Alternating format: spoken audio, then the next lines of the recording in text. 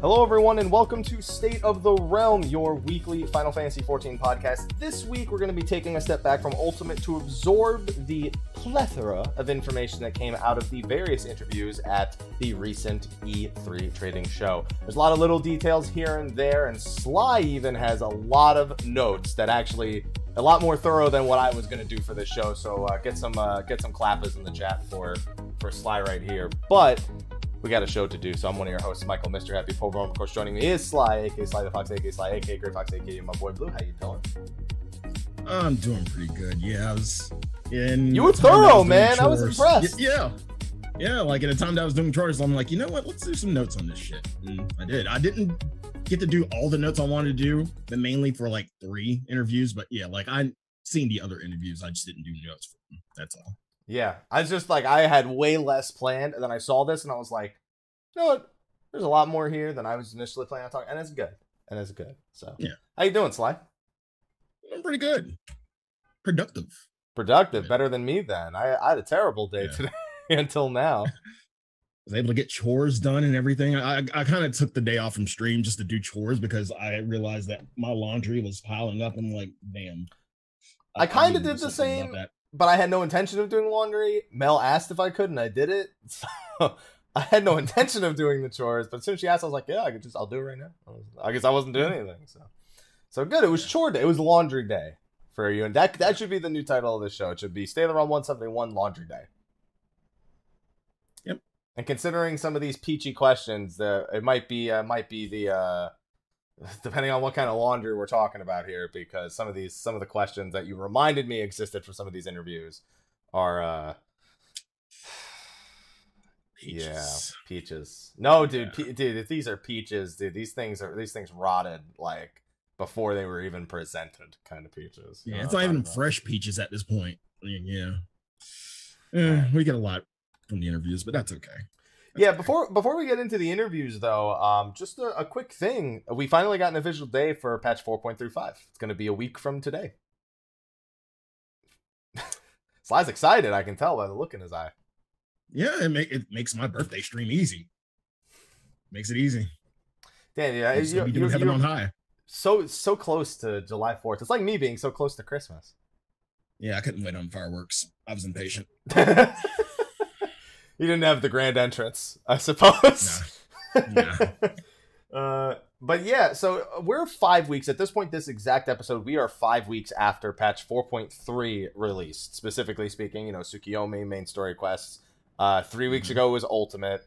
And now a week from now, we have 4.35. So before we touch on the interviews, I want to kind of get your ongoing thoughts. Because one of the discussions we had before 4.3 hit was, this is kind of like the most prime example of the staggered release schedule, because we have probably about 3 more weeks until Pagos. How has the staggered schedule been feeling for you in terms of how you feel about Final Fantasy XIV right now? Do you think it's working in a way that is good for the game, or do you think that the staggered schedule maybe isn't panning out all the way that we maybe haven't anticipated all those weeks ago?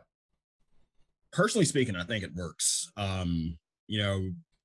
Just putting everything into one patch, or putting a majority stuff into one major patch, people would do it and complain, I have nothing to do, let me just go do some other shit. Even still, people are complaining, I have nothing to do, I'm gonna go do some other shit.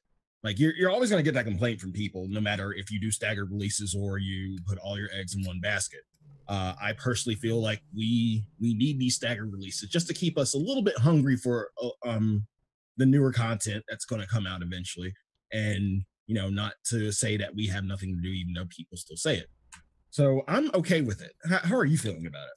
I'm 50-50 right now. I think I'm at the point right now where, because I'm done with Ultimate particularly, and just doing the reclears now every week, that I kind of do wish I had something like Heaven on High or Pogos, something to go entertain me a little bit more outside of Ultima. I'm one of those players that's almost impossible to please, though, regardless of, like you said, regardless of the schedule you go with. I'm just one of those people that overconsumes content. I'm self-aware of it. Right. I have taken the opportunity. I've spent a lot more time doing other things, but I am itching for that next thing in 14. And I guess in that degree, like you mentioned, keeping me hungry, I'm looking forward to next week a lot for that exact reason. And so maybe generating that positive buzz towards the next thing that's coming is more important than having had it however many weeks ago. But I'm somewhere caught in the middle right now. I think over the next few weeks, it's going to be a little easier because we'll have Heaven on High. We're guesstimating Pogos is the 17th or the 24th. One of the two. And then Octopath kind of consumes my time between then.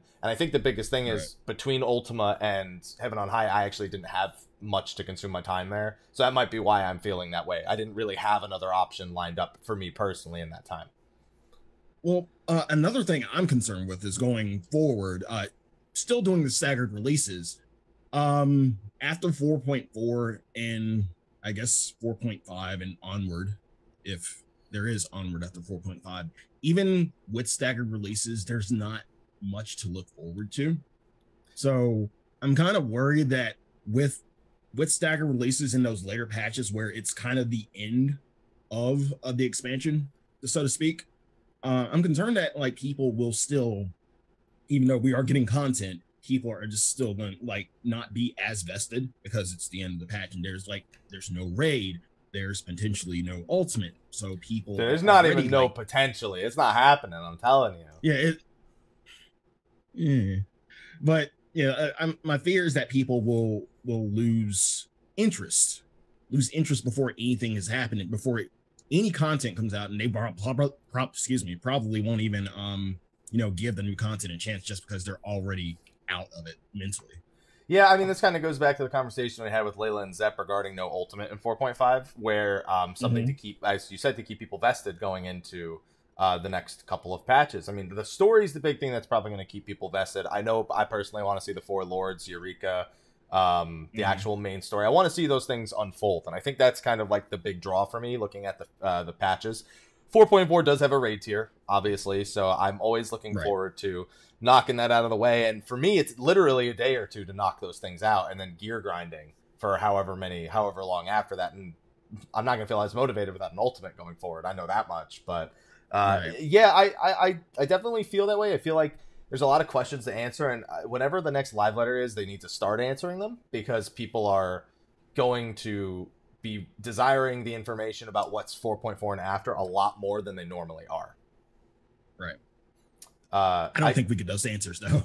Honestly, no. I know. I think the next live letter is where we start getting them. We just don't get enough about them. Like the first live letter about a new patch, is, in this case 4.4, is always kind of just like, okay, here's everything we're doing, but we're not going to tell you anything about it. It's kind of like the first FanFest in NA. It's like, here's everything we're doing. We're just not going to tell you anything about any of those things.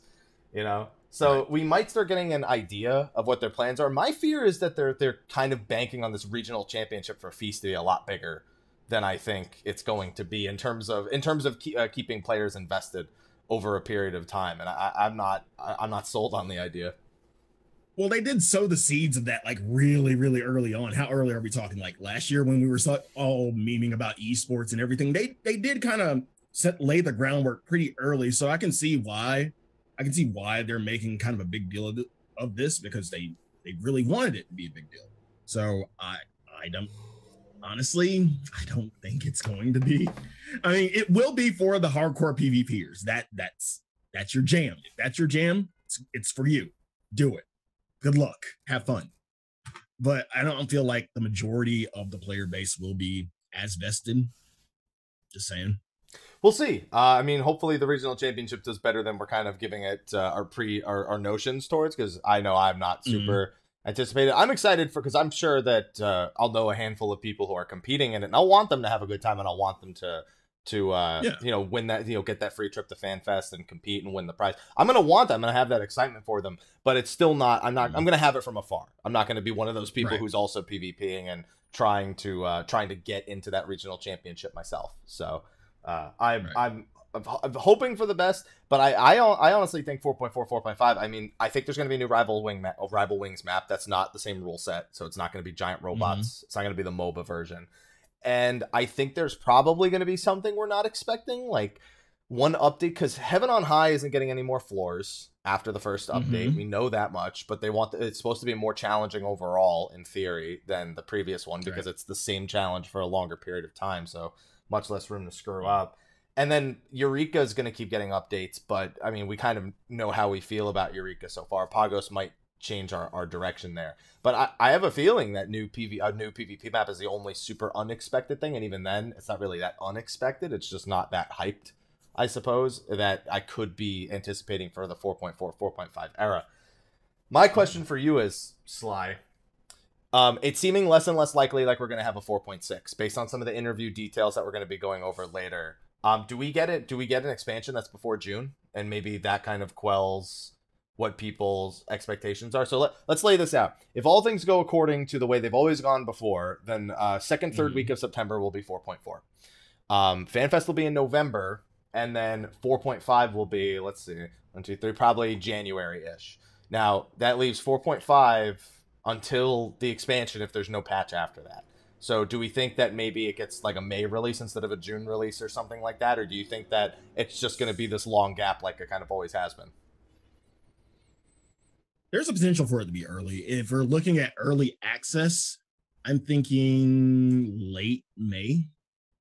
If I'd had to guess, and didn't actual release in June. Well, early access is only about 4 days, so it'd have to be the very end of May if it was going to be that. Yeah, let me look at the calendar. If it's going to be, like, it would probably be a Friday, Saturday, Sunday, Monday, like it always is, and then it would go forward to the end. The only reason I'm saying that is because I think back to the previous ones, and maybe it's because FanFests always fell in October instead of November's like they do now. But I'm looking through the schedule, and like let's say if September either 11th or 18th was going to be patch 4.4. Let's say the 11th. 1, 2, 3, 4, 5, 6, 7, 8.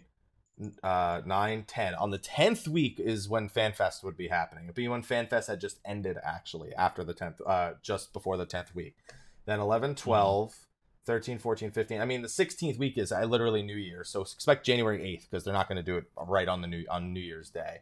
And then from that point on, I mean, unless they have a lot planned for the staggered releases leading up to the expansion, I mean, if we go all the way to June, I mean, you're looking at, without Ultimate especially, a hell of a gap there. Right.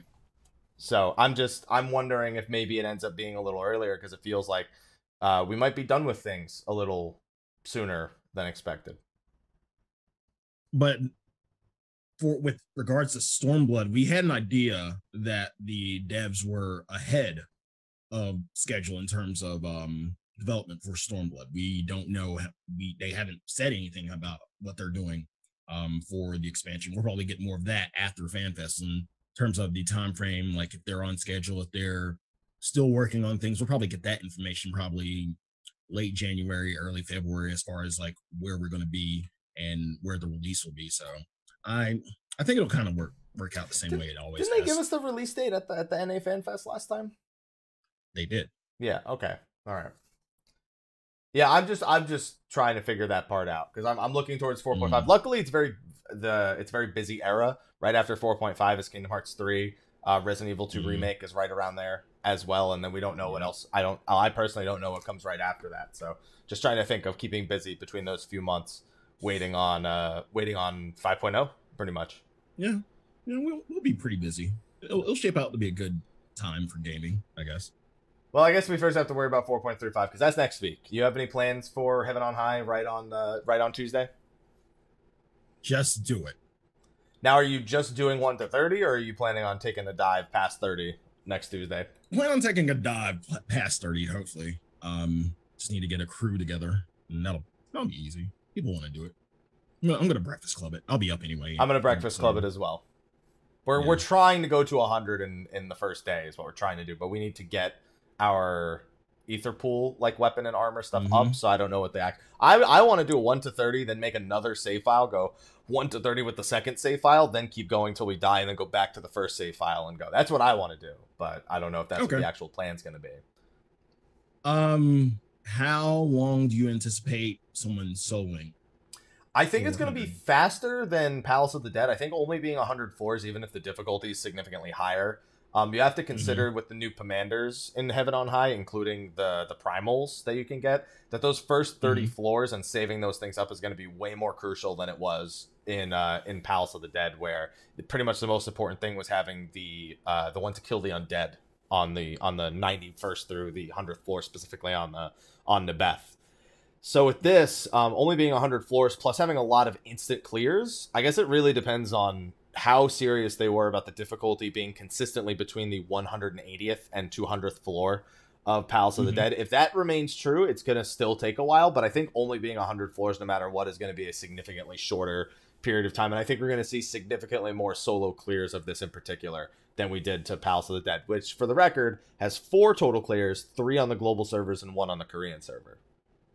All of them red mages. All of them red mages. I still think that's going to be the case. I don't think anything other than red mage is going to make it to 100.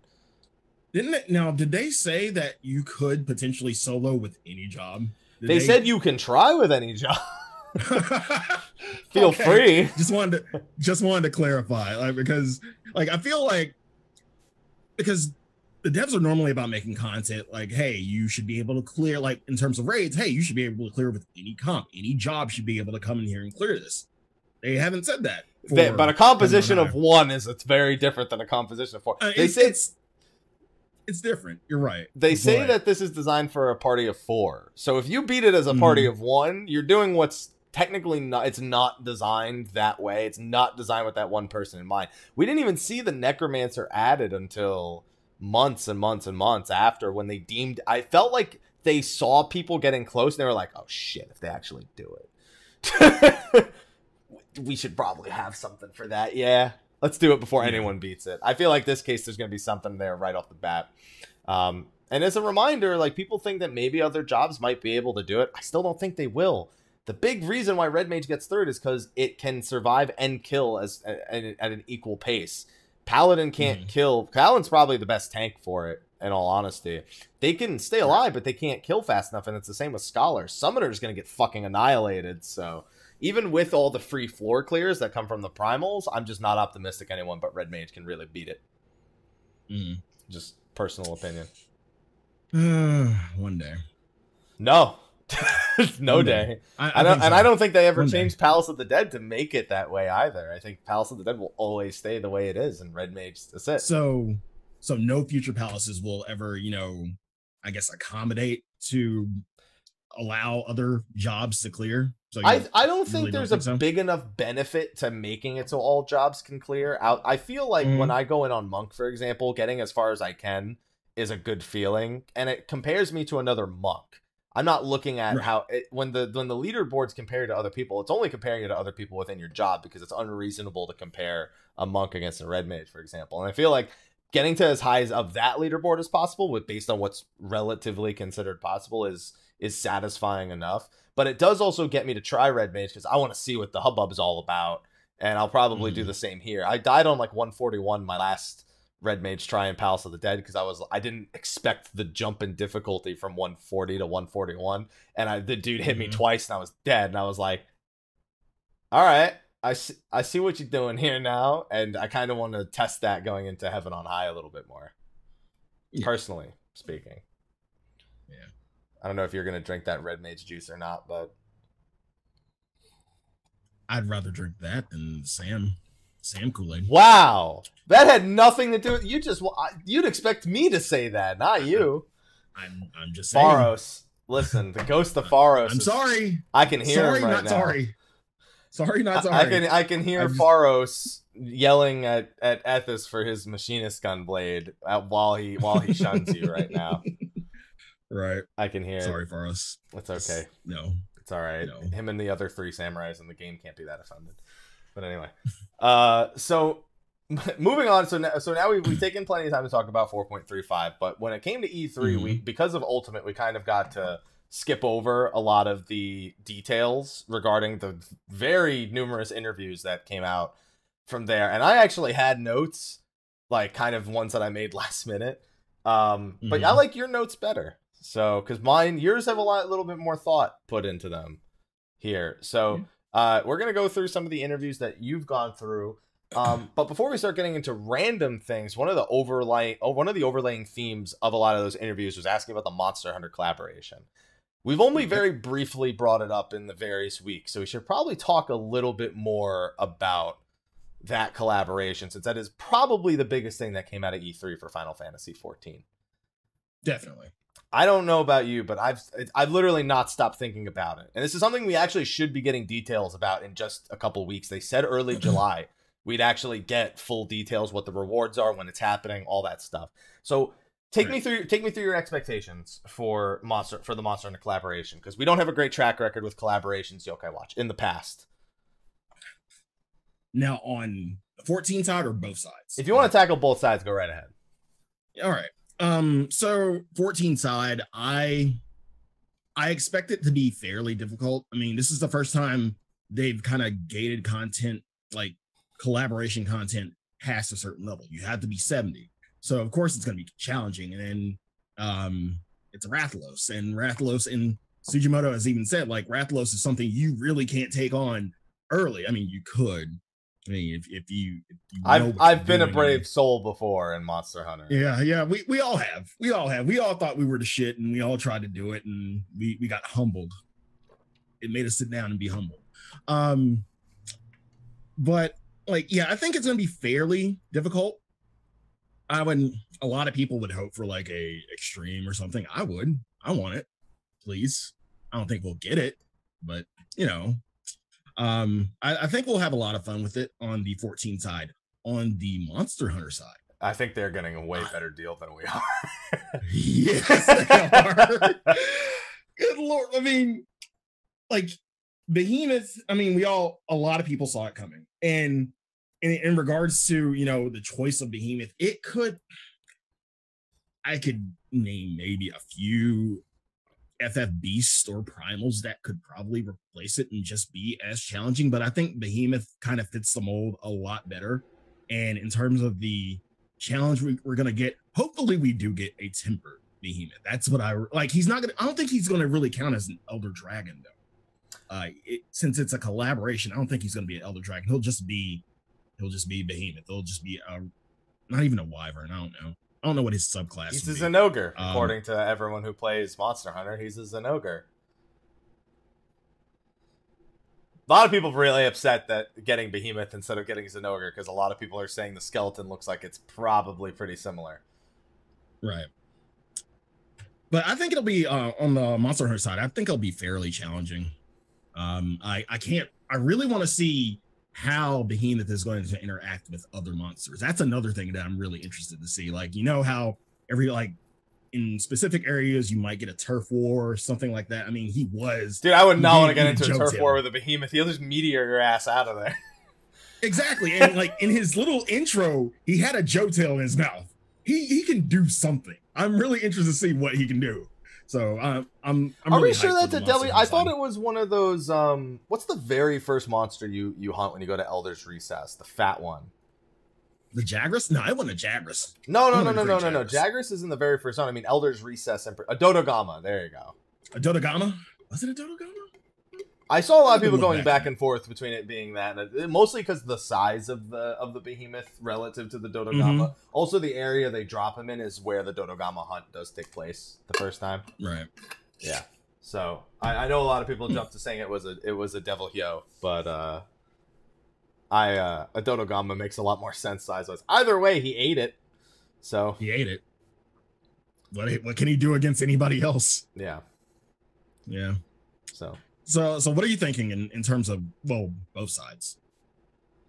For the 14 side, I'm cautiously optimistic, because this is our third party title collaboration. Garo, obviously not a game, but you know it's a franchise. You know, movies, TV shows, stuff like that.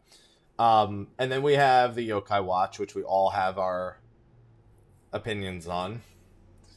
And so I look at both of those, and they're two radically different collaborations. The Garo thing has become a full-time addition to the game, where there's just armor inspired by Garo, and it's just you PvP and you buy it with Wolfmark. So it feels more like it was just put in the game and less like a collaboration. It's more like a reference.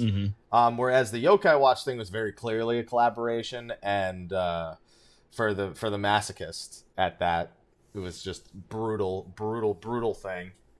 And then I look at this, and what they say makes me optimistic. What I've experienced before makes me cautious.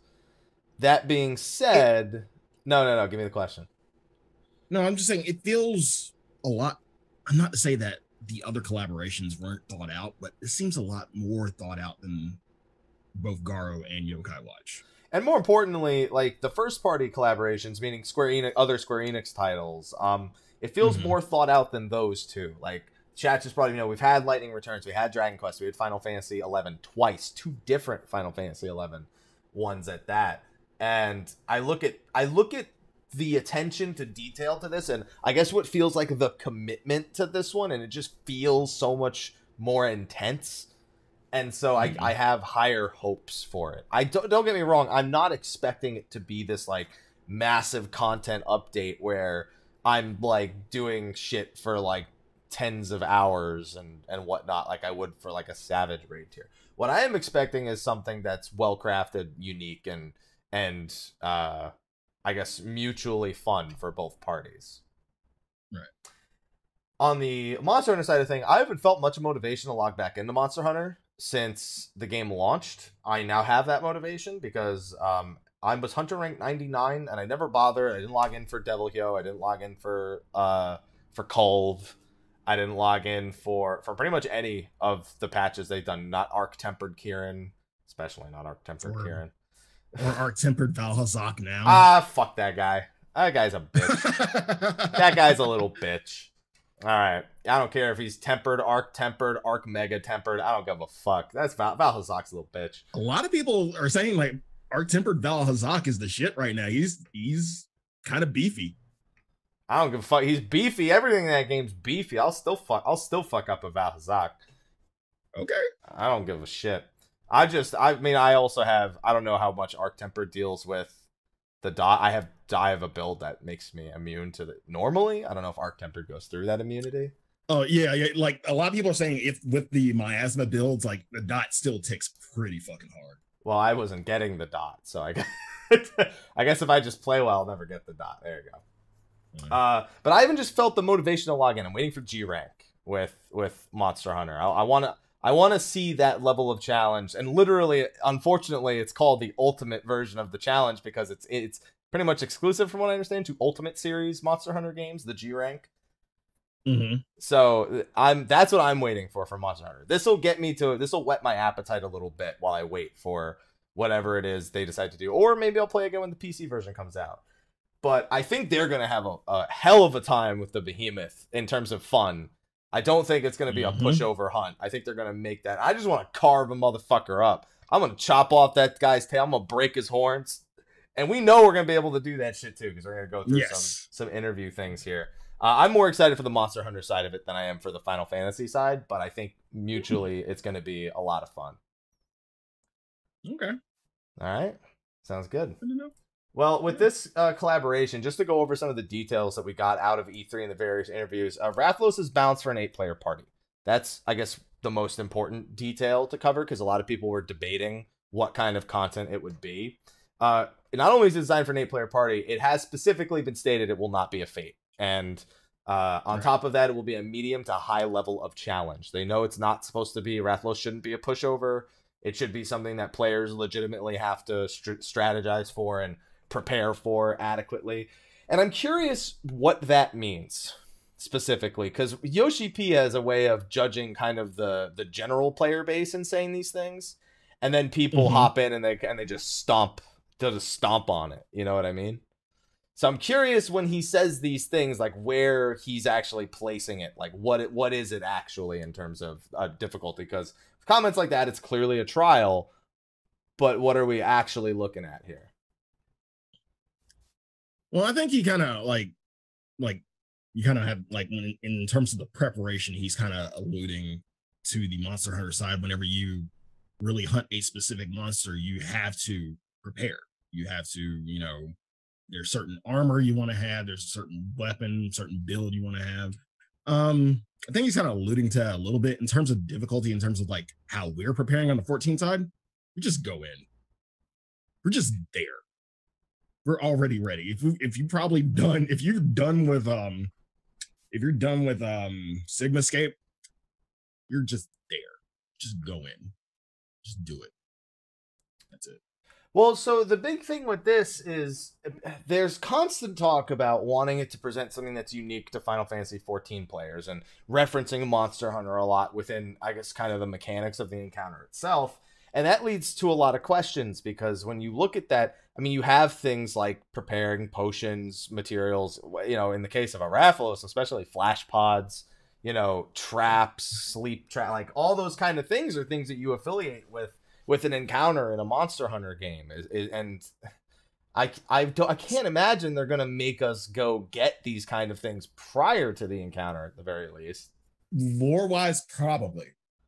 Maybe. Like, just out of the sense of the lore with the Palico and everything, do you think we prepare something special just for this occasion? I have a feeling what's going to happen. So when we watch the trailer, it seems like Rathalos is encountered in the first room at Bardam's Metal. What wouldn't surprise me is for us to kind of go on a wild goose chase and have to fight him in each of the 3 boss rooms in Bardam's Metal, because, you know, monsters like to run away, and then, you know, you have to track them and regroup. I'd have to imagine opportunities like that, like between the different encounters, maybe getting materials, or maybe like having one person whose duty action is a flash pod and one person whose duty action is a trap. And, you know, having those kind of options and then trying to figure out who you want to have each of the duty actions, because that still fits within 14 while kind of being a decent callback to the Monster Hunter franchise.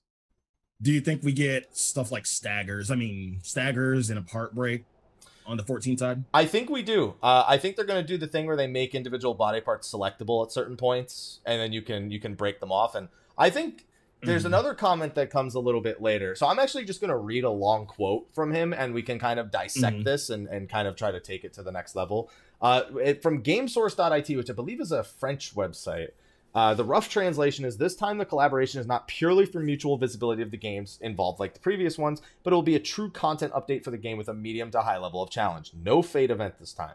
Since I am a hardcore Monster Hunter player myself, I absolutely wanted to recreate the battle against the Rathalos, in which even when you get ready for the fight, it is not certain that you can defeat it. It will be a very difficult fight, I assure you. We're trying to recreate some of the distinctive elements of the Capcom series, not just the creatures, to introduce them in Final Fantasy XIV in a way that gives players something they've never seen before in the game.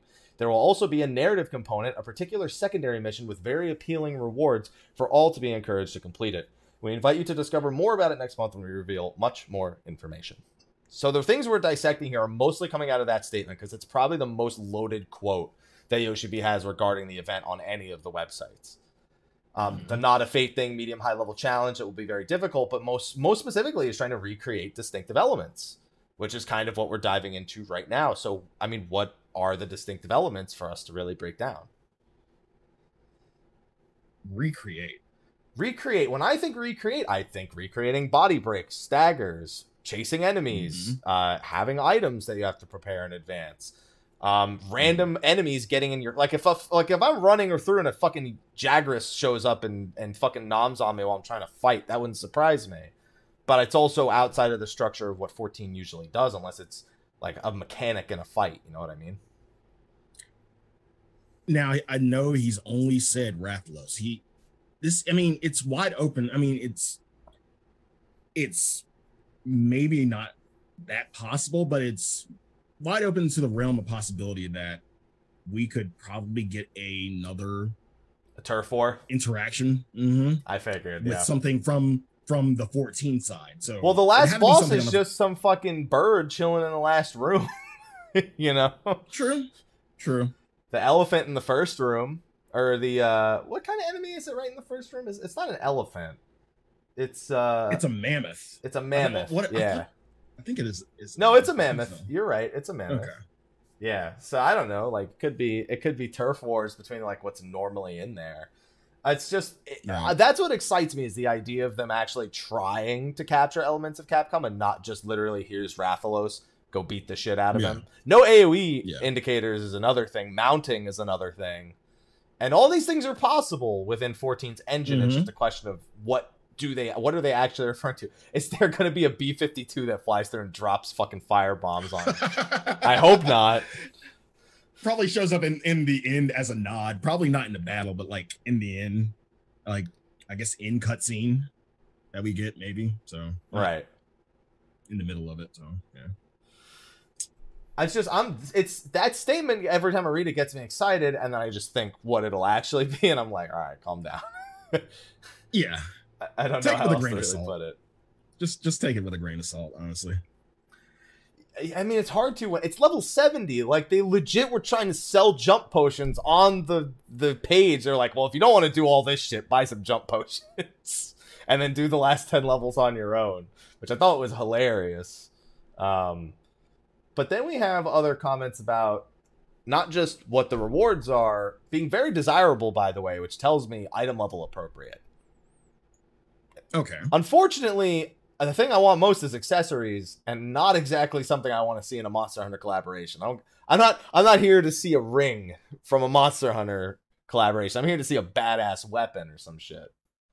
It's probably for a lot of us, it's probably just gonna be glamour, which is fine. I'll take it. If I can take a Rathalos weapon and glamour it to our current like best in slot, sure, I'll fucking take that. But it's not gonna be anything special stat wise or anything, and I don't think it'll be an accessory. Maybe they have weapons for glamour, because like for all to like very appealing rewards for all to be encouraged to complete it. Mm-hmm.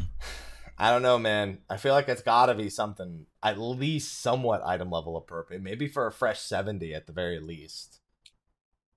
Yeah, because they're really selling those potions. Those jump potions along with it. So yeah, like something for somebody who just got done with the Stormblood quest and everything, and are just still leveling. So yeah, I agree with that.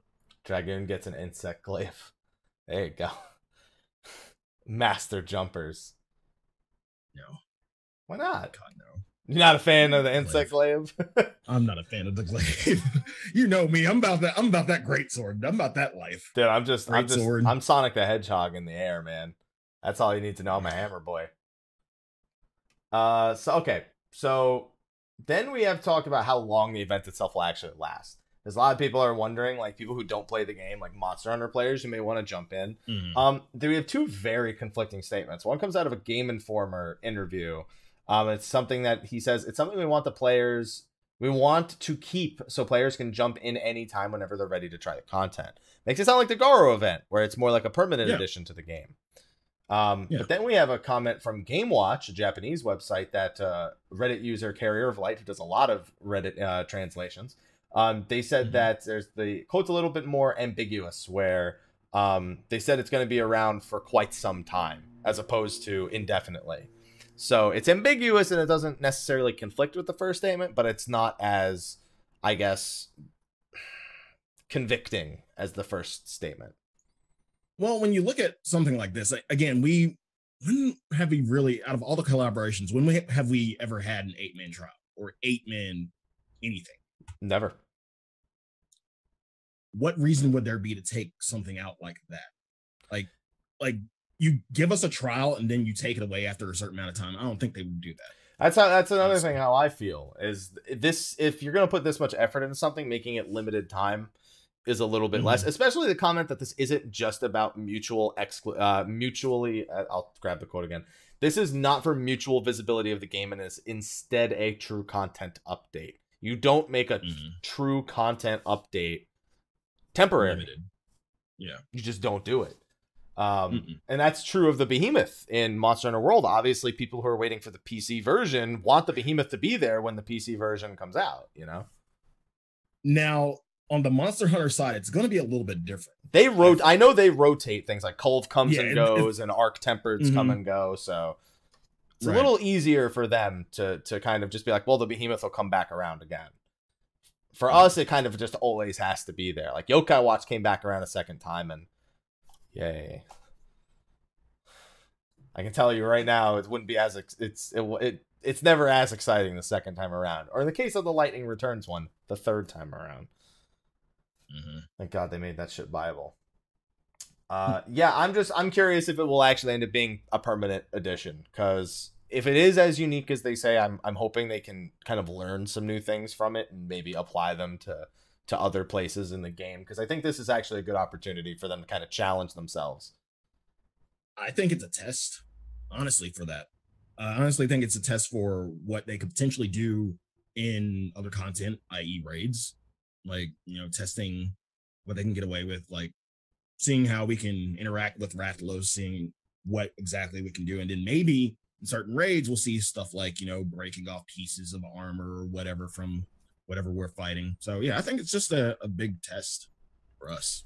Well, I hope that whatever the test is, that it passes with flying colors, and that the developers are pretty happy with what they've managed to put together. I'm hopeful.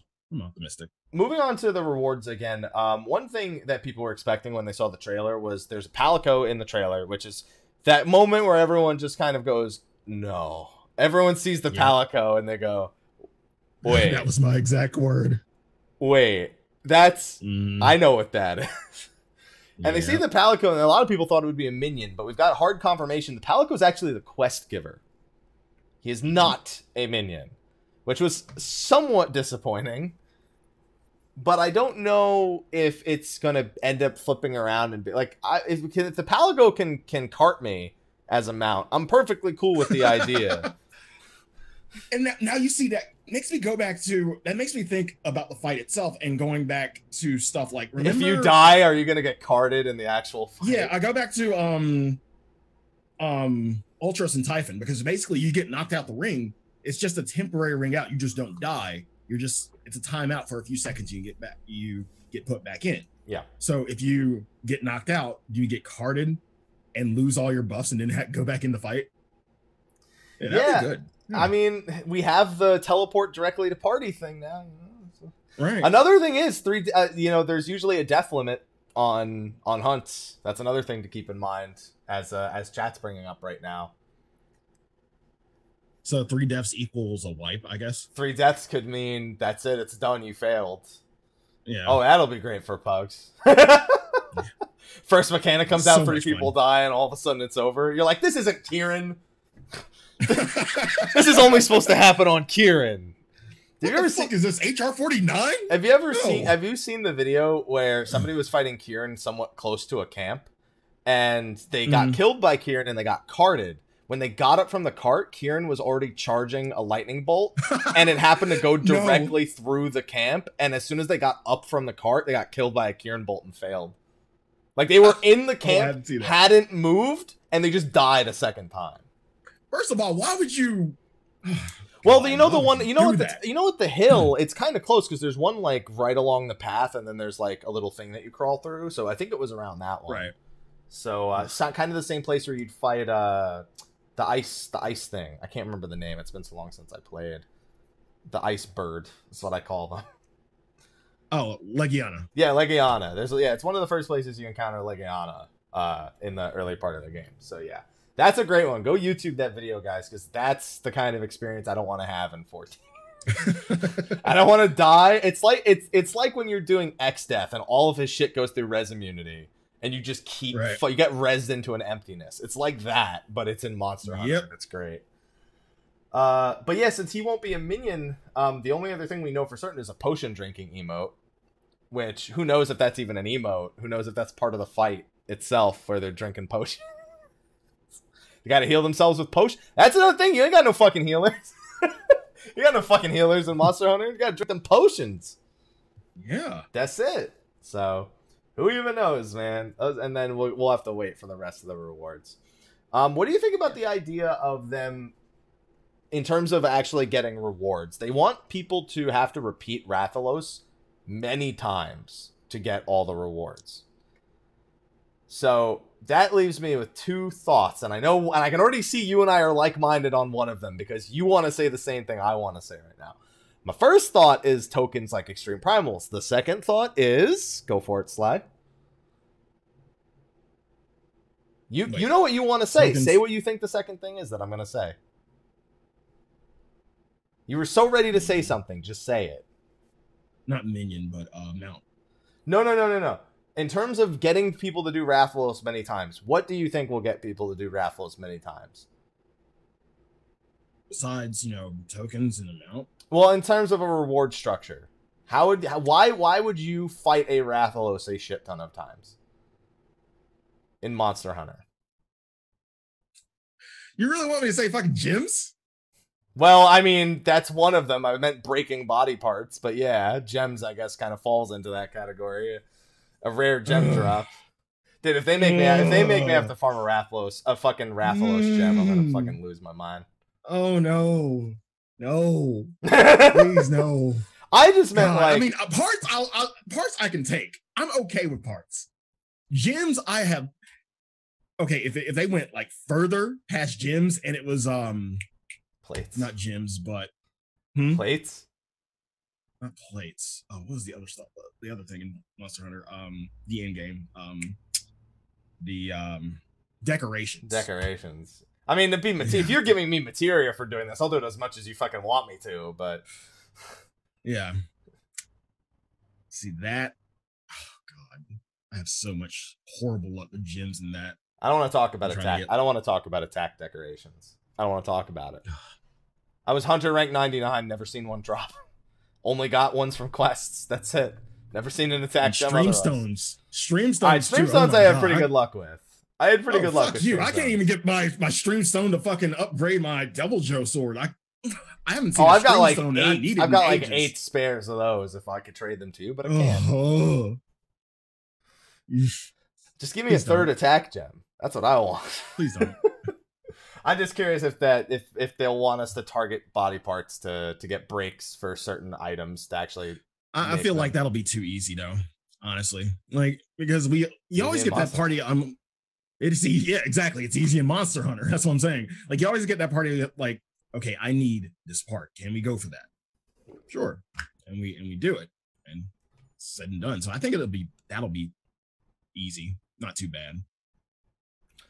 I just don't want to have to fight for attack decorations. It's only the attack decorations that haunt me. Everything else I managed to get, but the attack decorations were always the death of me. Yep. I guess on the 14 side of thing, that's really the only. That's most of the details they've gotten. On the Monster Hunter side, all I want to know is if there'll actually be Behemoth armor for that free update. More than likely. More than likely, and the big question is, will it be a reskin or will it be its own individual thing? I feel like you gotta give. Yeah, you gotta give him his own thing. You gotta give him his own thing. Like if there's not a Behemoth mask, it's like it's gonna be depressing. But if it's a reskin, I'm trying to figure out who would they reskin it after because I'd rather you not figure it out because then you're just giving them ideas. I mean, they're probably already done with it to begin with, but like the only thing similar I can think of Behemoth to is Nergigante, and like he's not gonna be like Thorns or anything, so it's not gonna be similar to that. So I don't know. Just give him his own armor. I hope. Yeah, I hope it's his own thing. I was glad that because obviously the fear there is, will they let us chop up a Behemoth? Because it's not exactly something we've been able to do. And Yoshida like, dude. I know that if they don't do it, people are gonna blame me. So just go nuts, chop everything off. He was like, Yoshida was like, I demanded that they make those things be breakable. Another thing, I'm still thinking of shit. At the end of the fight, do we get the Monster Hunter fanfare? I mean, at the end, I expect them to get Final Fantasy fanfare, so we better. Yeah. Yeah. That's the other thing. I forgot. There's also the housing decoration of the crystal for the Monster Hunter one. Mm-hmm. And then there's also the Cactar. Is the Cactar just going to be a Palico skin, or is it going to be like a Chase It kind of thing for like rewards? I think it's going to be a Palico skin. I mean, we already have like Mega Man, so it's the only thing similar. Okay. I'm curious. I think it'd be pretty fun because I'm not a big fan of like non-monster killing stuff in Monster Hunter World. I'm not an expert egg carrier. Let's put it that way. So chasing a Cactar might not be quite up my alley. I haven't really decided yet. I'll have to wait and see though. But I'm cautiously optimistic about this based on all the interview information we just went over. That's not all the information we got out of interviews. Like I said, you grabbed a bunch of stuff. So why don't you take me through this first one? Because this first one I feel like is a point we've hit a great number of times before, and it's one we haven't talked about recently. All right, so within the Kotaku interview, the first point they brought up was about the housing shortage. And Yoshi P says, I think we've really come close to resolving the issue where we don't have enough plots of land and people are in desperate need for housing. But if we're looking at it from a perspective of, do we think we have a complete form of this housing system? We believe we've gotten there yet. And again, we've had this conversation so many times. We've said it time and time again. No matter how close they think they are to, you know, solving the situation, it'll never be enough. No. And it will never be truly resolved. Like, this is something that's always going to be an issue, and they will never have an answer for it. Like, a really dedicated answer to where it's not going to be an issue anymore. I'm still of the opinion they talked about making it so you can get bigger apartments, and it's like an actual process. You start with the normal size apartment, you earn larger sized apartments. I think that actually has room to be something that almost similar to the Domain reconstruction in a sense, where you know you're providing stuff and then it enhances it. I feel like that is the answer, and it's the next thing they really need to get working on. But it's still the issue of being able to access outdoor furnishings for apartment users, and without completely revamping the system to make it so it's not these housing districts and it's instead housing for the individual. I think no matter what, it's no one's ever going to be 100% satisfied. Nope. But it's always good to talk about housing shortage because it reminds people we still don't have Ishgard housing. So it's always fun. Why? I don't know. People want to live in the ghetto. The medieval ghetto. I don't even want to do like so. A Kotaku interview, I actually liked quite a few questions, but the two questions people remember the most from it on social media, I'm gonna talk about them for a second here because. One of them asked about Yoshi P running for public office, and another one asked if they would add Jack Bauer into the game. Now I want to add some context with these slides. I don't think they're necessarily peaches. I just think they shouldn't have presented them like actual questions. When it seemed like they asked him a question, he made a reference to something, and then they asked him a follow-up question as a joke. And in the interview, they like structure it like they professionally prepared this question. That was the mistake. Like they asked him about something and he mentioned, you know, how the story is almost like seasons to a show, like, you know, 24 or something. And then they asked after he said something like that, you know, oh, you know, if it's like that, then, you know, we're going to see Jack Bauer, like something you would say as a joke. But when they formatted it, they made it seem they made it serious as fuck. I'm like, really? That's just like one of those things where you're having a conversation, you put the whole interview, and you just made it seem like you went out of your way to ask this one question. It's just not a good idea to put it like that. I expect this from a Q&A. I don't expect this from an interview. From a trusted media source. I'm not going to comment on the trusted media source aspect, but I'm sorry, I forgot the cap at the end of that. All right. There you go. I'm not gonna comment on that. Sorry about that. He kappaed, guys. He kappaed. Got my kappa. Don't worry, guys. Just add kappas in the chat to you know remedy that situation. Then he talked about locking content behind weekly gates. This is something that we've talked about quite a bit, and it's just two sides of a coin. A lot of these questions are being two sides of a coin. Like, well, if you do it one way, everyone will be like, oh, yeah, nice, no weekly lockouts. And then the people who can grind hardcore get everything, and the people who can't still get nothing. It's pretty much the same, except that the hardcore people are done faster. That's about it. Yeah, this goes back to staggered releases and staggered content, like consuming content quickly. Like you add that, and say, for instance, we actually get all our eggs in one basket and we get everything this quick. You get everything in one patch. You get that? What do people have to do in the game? In terms of allowing people to grind for like weekly raids, like it eventually happens.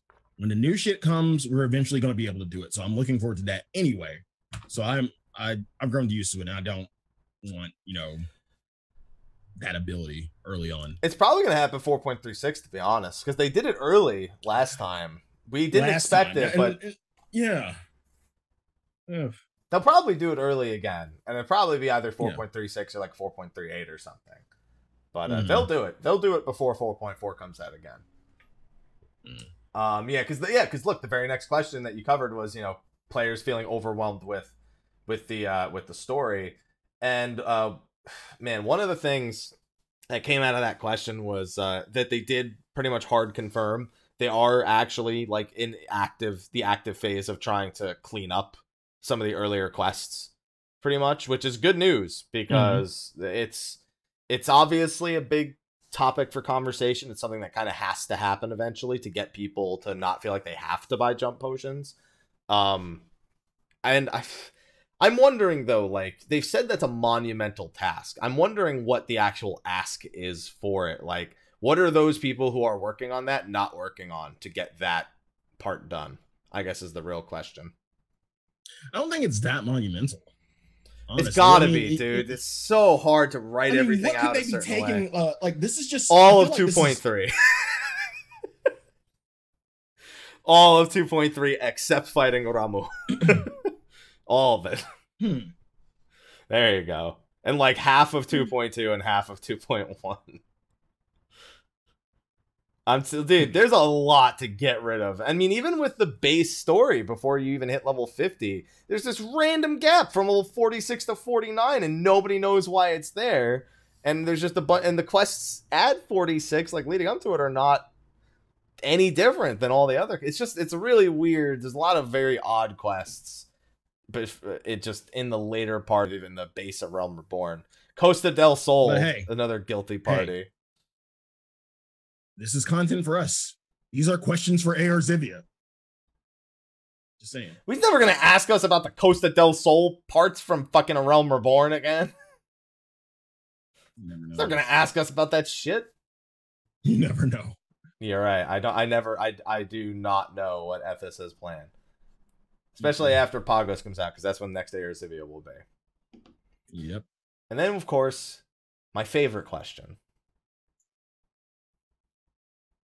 Sly, I'm the one who's supposed to be making that face, not you. I had to read this shit. Want to read it again? No. What, Blitzball? You don't want to read about Blitzball? You're taking this like better than I thought you would. Only because it literally hasn't advanced in like the 2 years of people asking about it. And I feel more and more confident I'll never have to actually see it in the game. That's the more often people ask him and the more often I get the same answer, the more often I feel like I will never have to worry about this again. I'll never have to worry about it. And that's a good feeling. Yeah, he's just like, we're still torn on it. And I'm like, yes. And they said that if they do it, like, probably the easier way to do it is to do, like, team creation and management, like, like a football manager kind of thing. And I'm like, good, I would never play it. And then everyone would be like, why the fuck is this? Because if they do it the other way, then, it has its own like, both sides have problems. One's like, well, this isn't really Blitzball. And the other one's like, how the fuck do we do this without fucking it up? Do I want to make this? I don't want to make this anymore. Like, that's how the quote ends. I don't want to make this anymore. That is like, that's why I'm so happy, because of that sentence. No, right what he's saying is like, he's worried that players will look at it and be like, well, this ain't Blitzball. I almost feel like, do I even want to make this? I don't want to make this anymore. Good. I want him to feel that way. He's worried. He's worried. Good, then don't do it. That's my whole point. If he feels that way, then just don't do it. What I'm saying is, like, he wants to make a good product. He doesn't want us to meme on it, even though we're going to meme on it so hard. Too late. He is way too late on that front. Yeah. Oh, well. Maybe he hates it as much as I do. And that's why I asked, like, does he hate it as much as you? No, I think he hates the idea of it being asked so many fucking times. I think that's what he hates. This is his new parser question. He's like, I'm done. Just stop asking me. I'm done. Fucking asking. That and fucking Eggy Glamour. Shut the fuck up. Okay, to be fair, though, he did say that it's about time they do more Eggy Glamour.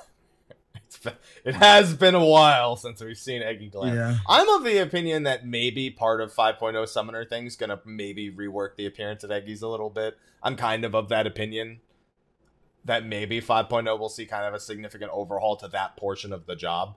But that's just me. Instead of new glamour, create the system that's maybe a little bit more flexible. But we'll have to wait and see. We won't know anything till November at the very earliest. Right. Next one's a fun one. Oh, it's always fun. It always comes up at least once a year. Just So like does Blitzball. Just like Blitzball. No, Blitzball comes up at least like good 3 times a year.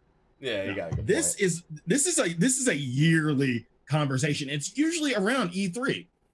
So, how about Xbox? How about Switch? How about no? Can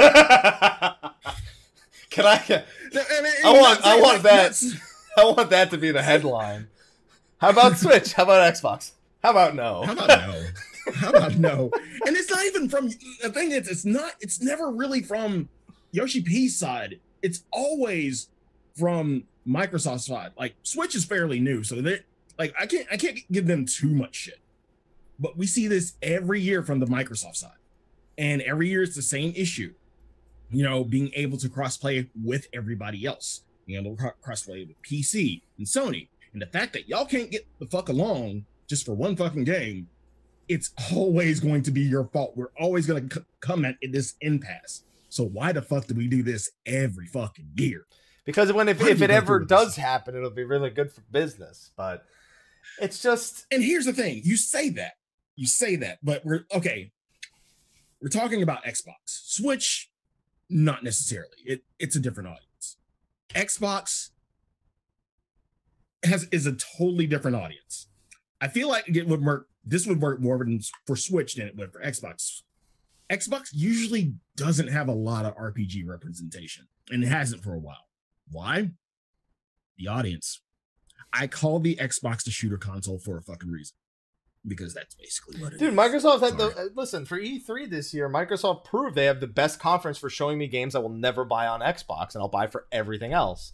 But they have a great conference, so I'm rooting them on now. It's a wonderful conference for things I will never purchase on an Xbox. And see, the thing with Xbox is like, you know, people, like consumers have proven this with their wallets. They're not buying RPGs on Xbox. They're buying. They had a pretty good lineup. I mean, I like some of the stuff that I saw. It felt like they were a little bit more out of their wheelhouse with some of the things they invested in this recent E3. So I was a little more impressed with the things that they personally were investing in. Even if it's not going to need to be purchased on Xbox, even it could be Xbox first, whatever. Just get it on Windows 10 if you really want it. Right. I'm just saying, my big thing with this is that I am okay with the game being on Xbox. In the past, it's been an Xbox problem. Nowadays, we don't even know if it would be. I'm okay with it as well. But in the end, when you're talking about a deal like this, you're talking about sales. And I'm trying to think of any other, you know, subscription-based MMO that's on Xbox right now. There's free-to-play MMOs. Subscription. There's free-to-play MMOs. Exactly. I just wonder, it wouldn't survive the market. It wouldn't survive. Listen, if it survives on PS4, I'm very confident it would survive on Xbox. But it's a different audience. That's my whole thing. It's not gonna work. But I feel like there's enough overlap in that audience to make it work. Okay. Yeah, ESO has a good player base. I'll give you that. But ESO is also not a forced. It's also not a forced subscription for ESO. No, right. Unless they've changed something and I missed it, they're not a forced subscription. It's one of those games where you're playing it. If you're playing it without a subscription, why? Mm-hmm. It's one of those. It's like, oh, I can totally play. I can buy it and then I can just play. And then I don't even know what their fucking model is anymore. All I know is that I didn't pay a fucking subscription for that. Yeah, I didn't. So. That's it. But the thing is, it's a huge conversation right now in regards to whether this would even be Xbox's fault anymore. They've made it seem like in interviews, talking to Xbox is still the big problem is because Xbox is fine with crossplay, but Xbox's policy that the last time they gave us detailed information was that Xbox wanted to have servers for Xbox players to also have the choice to only play with other Xbox people. We were made aware of that was an ask, that was part of their policy. They weren't necessarily against crossplay, but they wanted this individual option for their own console players. And that's kind of something where they never met eye to eye. We never got more information about that policy since then. That could be totally different now.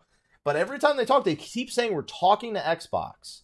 They never mentioned Sony. And obviously with the whole Fortnite drama recently, it's questionable even if they did move on to the next step, if Sony would even play nice. Nobody knows anymore. Like, we've never gotten past the Xbox step. We have no idea if Sony would prevent a roadblock here as well. Has Sony asked for individual servers for only PS4 users? They have not.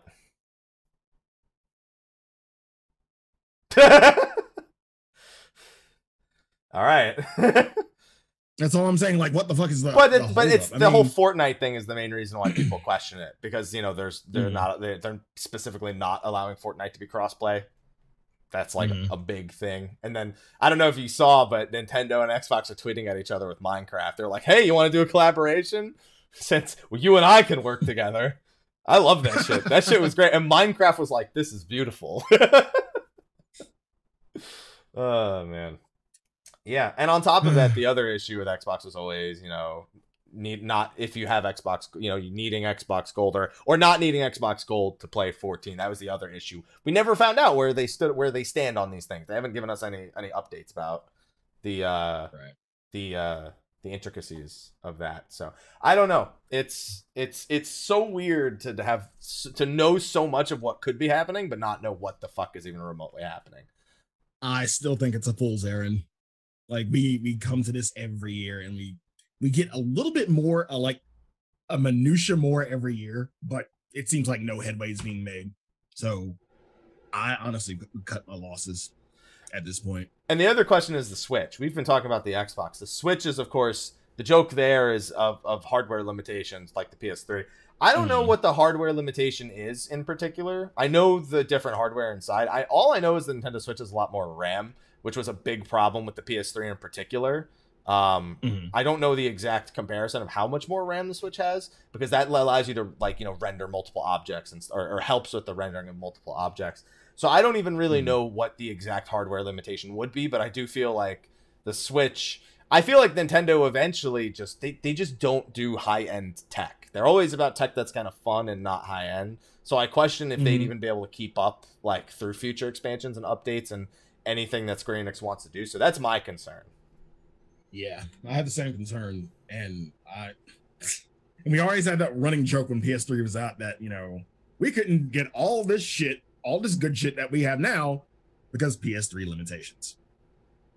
Now that PS3 is gone, look at all the good shit we have. It's mostly UI stuff. Like, it's a lot of UI stuff that they kept saying they kind of had to hold back. Because with the PS3, they always talked about what the PS3 couldn't actually do. They spoke about it occasionally with this update isn't for the PS3 version, with certain UI updates and stuff. So we still don't really know exactly what dropping the PS3 did. All we know is once the PS3 was dropped, we saw a lot of quality of life stuff that we kind of just didn't have for years. It's just questionable what of that was because of PS3 limitations and what wasn't. And until it ends up on one of those two consoles, we're gonna have to deal with this question all the time. So all the time. I guess we'll just have to keep waiting. And then moving on, I mean, this one's also not even about Final Fantasy XIV. This one's more about other games just competing. Specifically, you mentioned Anthem, Division 2. I still want to get back into the Division. I love looter shooters, but I gotta play it at my own time. Fallout 76, they're talking about games that are free, that are buy to play and then free, versus 14's buy to play plus subscription. And he kind of just had those games exist, our game exists, and there's markets for both kind of thing. Yeah. They'll have microtransactions plus the initial purchase fee. We'll have a subscription, and then we have microtransactions for people who want them that are optional. And it's just kind of, you see the value, paid sub. That's it.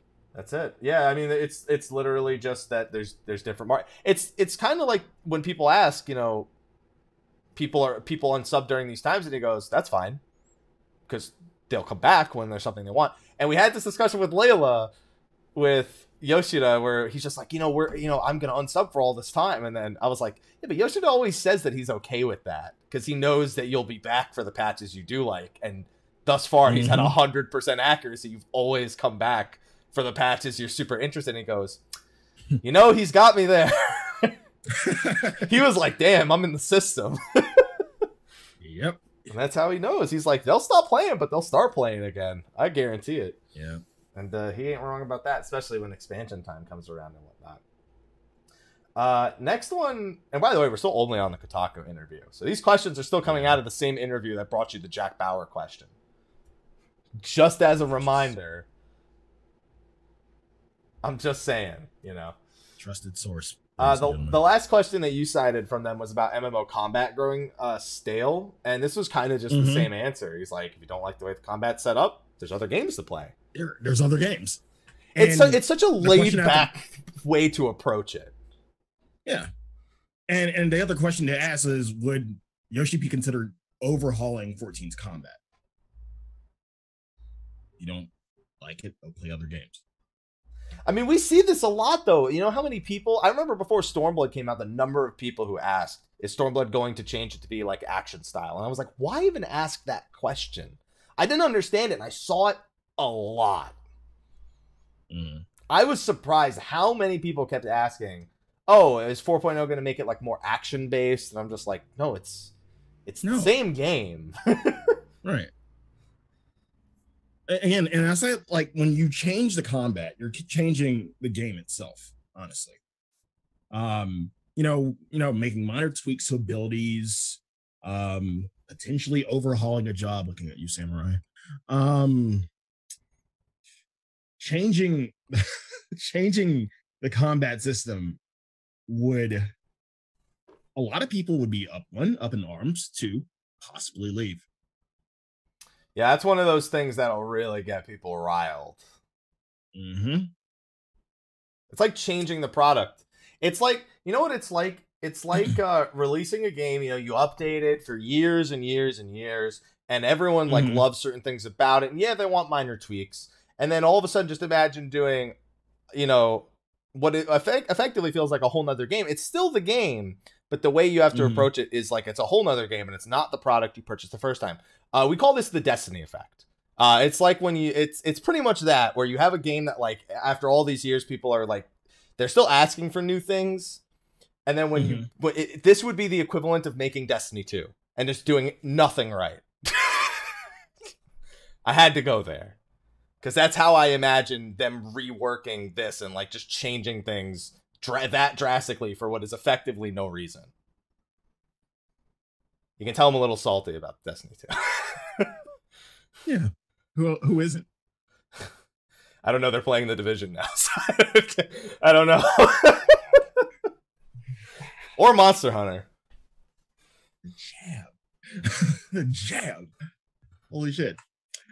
Okay, but yeah, that's basically the Kotaku interview. Besides two peaches, pretty decent questions from a trusted media source. Sly. Next. Sly. I'm just saying. Chat, we need you to fix it again. Throw some kappas in the chat. There were quotes. I didn't see the quotes. Next was the VG 24/7 review, and this had a little bit, of information about the Monster Hunter World collab, which is a lot of the stuff we pretty much went over earlier. The first comment's a hell of a one to drop, though. Yeah. When talking about how the collab came together, some of the stuff we learned at the live letter during E3, but Yoshi P dropped this gem. I'd love to do a whole game together if at all possible, but this time we've been able to realize that dream through working together on this collaboration. That's crazy that he would love to make just a new game. A game. Just imagine that. Game. Just imagine just Monster Hunter World producer Yoshida come together and make just a new game. I don't even know what to think.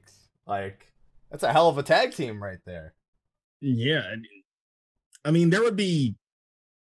I don't even think there would be traces of Monster Hunter in it. I think they would have us feel like... I really don't... Besides that, I don't know what they could possibly do. They can do whatever the hell they want. It'd be a new game. Chat says Monster Hunter Frontier, but actually good. I'm just reading chat. Jesus. Somebody said Monster Hunter Online too. Yeah. Because, you know, because we're so happy with the first one that we never got. Mm-hmm. Damn you, China. Damn you. You got it. We didn't. Yeah, I don't want him to stop working on 14, but I do eventually want Yoshi to work on something new. I do want him on something new at some point. It's just a question of what. I still gotta wait to see what Luminous Studios comes up with after 15, because we still have a whole nother season of stuff for 15, and then I want to see what they can do. Yeah. Oh, Final Fantasy Explorers, but actually good. Okay, that's better. Final Fantasy Explorers was not very good.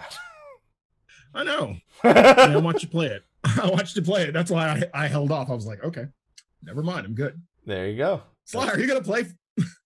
Are you gonna play FF Explorers? Nope. I got my 3DS modified to stream for that game. For that game, exactly. And I was like, well, went through hell and back for this, so I guess at least I have a 3DS now that can stream. Yeah, I can stream exacnew. That was mainly the VG 24/7 was about the collaboration. There really wasn't a lot of new information.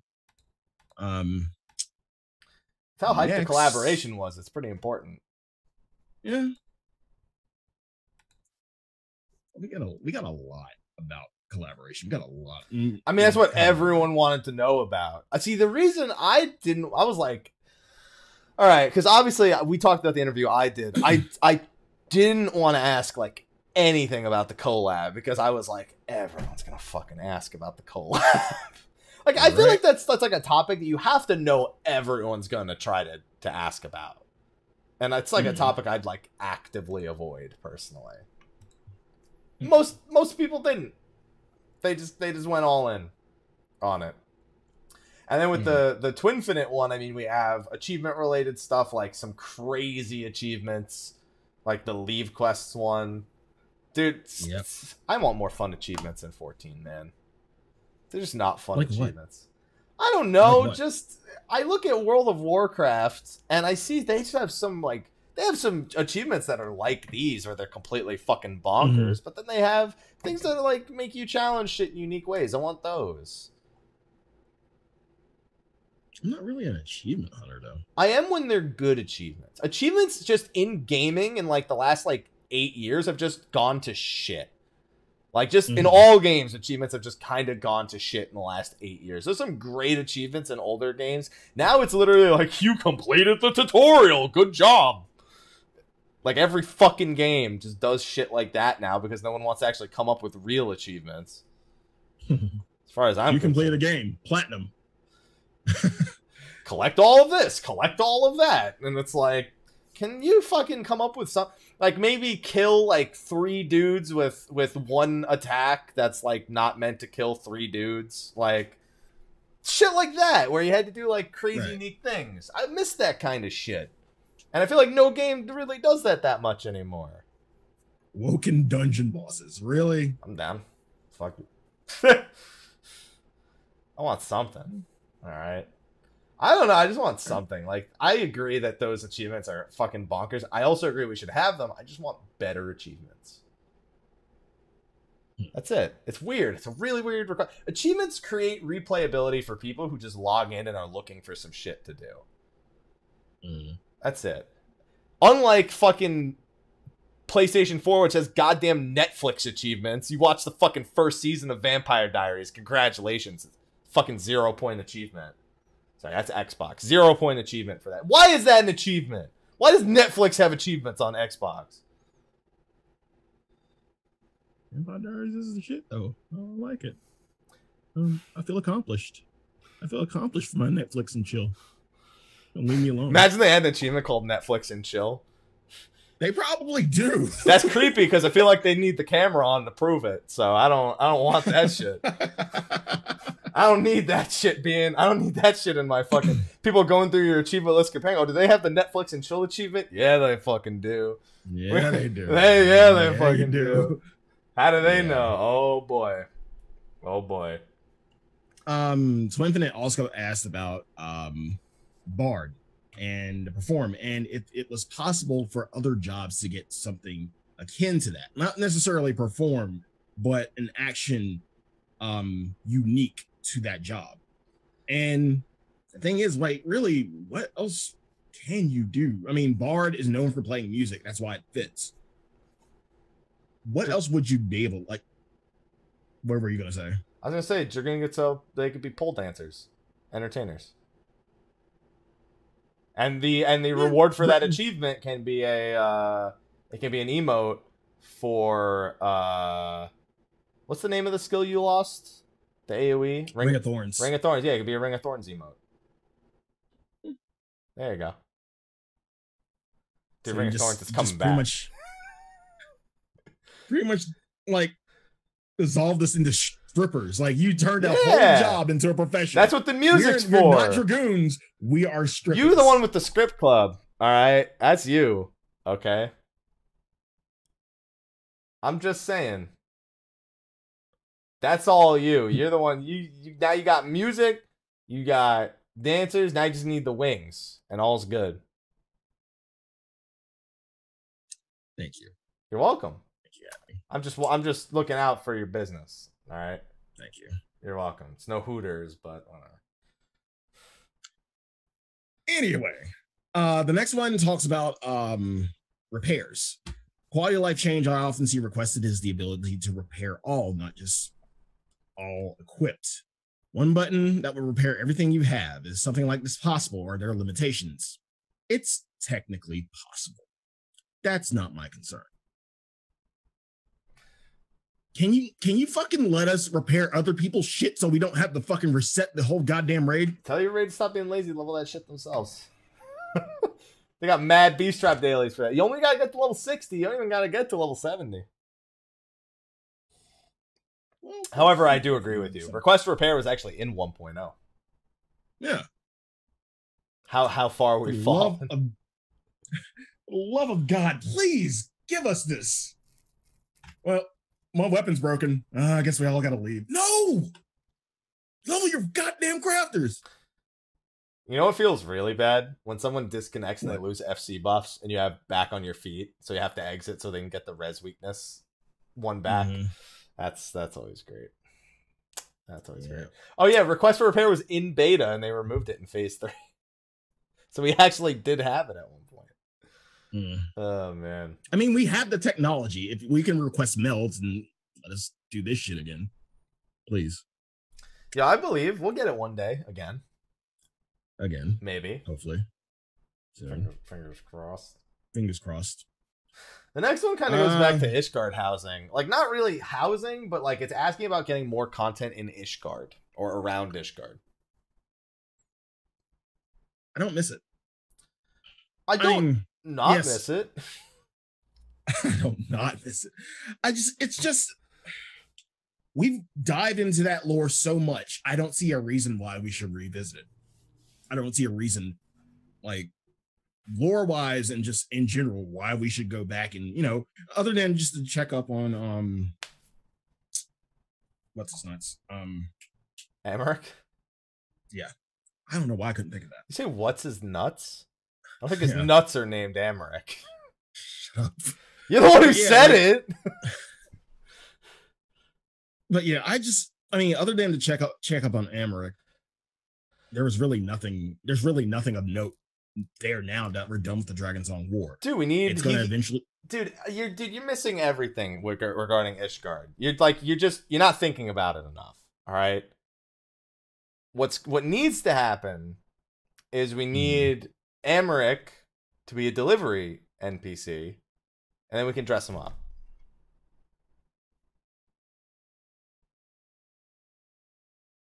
On the audio version, don't worry, the audio is still working. No, Look, this shit's gonna eventually happen to Alamigo. We've dissected enough of it within Stormblood that it's eventually gonna get left behind because, well, out of sheer necessity. First of all, it happens every expansion. You know, we're done with Ishgard. We have no reason to go back. We're concerned about our current affairs in Alamigo and in Doma. It's going to happen to Doma too. So I feel like you really avoided my very good argument for more content in Ishgard. So anyway, like I'm saying, just get used to it. I'll fight for you, ladies and gentlemen. I'll fight for you. No. I'll never do the quest, but I'll fight for you.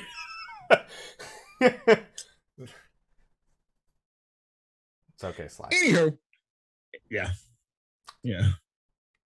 Next one, kind of a small question. I don't think this is really Peaches, but I think, you know, I have reasons why it shouldn't be there. Portable or orchestrion. Go ahead. What? I was just gonna say I'm okay with the idea, dude. I've wanted this since playing 15. Well, since playing 15 with choosing my music every time I go out. I've wanted this. I still want the ability to completely disable combat music everywhere and just only have like whatever music is in there. I know they added some options to stuff. I don't know exactly if that option is in there, but. I understand you want to take Soken's music wherever you go. Jeez, but I feel like it at the same time it kind of diminishes what he does. Hell no, it doesn't, Sly. I'm interrupting you for that. How does it diminish it? Because he designed certain songs for certain, you know, events, certain things happening, and by you just, you know, playing your own music, you kind of, you know. So I do that anyway. I just throw on like some YouTube channel with fucking music playing. I'm already not appreciating it. If I had the choice of what I could listen to wherever I was, I'd at least be listening to him. The first time you like do a patch, the first time you do anything new, like, and this is me, first time I do anything new, I have the music on. I want to hear what's going on. I want to experience it, you know. And then after that, sure, maybe. But you know, I don't know, just having, you know, a portable orchestrion. I don't like the idea. Dude, imagine when you're sitting there doing a 10-hour raid and you can't fucking stand hearing the fucking start of Garuda's theme anymore. Now imagine if I just changed that shit to Thordan and I was just like, that's it. I'm listening to Thordan right now. I can't do Garuda's theme anymore and ooh woo. And that's it. And then at least I'm still listening to the in-game music. Right now, when I'm like so tired of hearing the music again, I just listen to other music that's not from the game. At least I'd still be getting to listen to Soken here. Yeah. I'm just saying, like, I don't think it diminishes. I think it just allows you to customize your experience a little bit more. Especially if you're doing some shit like Eureka. Like, in Eureka, if I could just tune into whatever song I wanted to instead of just the Eureka music, that would be dope. This content's designed for Eureka. Whenever you get into like a battle and there's battle music, you're just gonna play Papaya over that shit, right? Yeah, the whole time. Okay. Because it fits. Just throw on Rise, throw on some Exponential Entropy. Just throw on Thordan music, Shinryu music, Byaku's theme, minus the bullshit flying phase. I'm down with this. I'm down with portable music player, dude, especially in Eureka. Dude, one of my favorite things I'm looking forward to Heaven on High is I hope it has randomized music like Palace of the Dead did based on the floors you are on. Like every 3 floors, it just gives you like, I love that. That's like a very subtle feature of Palace of the Dead that I feel goes unappreciated is the music changing every 3 floors. That shit was awesome. And I'm looking forward to it in Heaven on High. So it just, when I think of just like having that variety in music, I feel like that helps in places like Eureka or doing hunts or fates or whatever the hell it is anyone else is doing, treasure maps, anything. Okay. That's how I feel. I just think it lets you customize the experience. I'm always down with customizing the experience. That's how I feel. Fair point. Eggy glamour. Speaking of customizing the experience, it's coming. Eventually. Is it? Is it? Eventually. Is it? I feel like that's one thing. You're taking the words right out of my mouth. It's eventually coming, but it's not going to be what you think it is. It never is. Dude, it's gonna be a Sephiroth Eggy. First got. It's gonna be Sephiroth Eggy and Ramu Eggy. Those are gonna be the next two. No, it's gonna be fairies. No, it's not gonna be. They're not Eggies. It's gonna be fairies. They're not Eggies.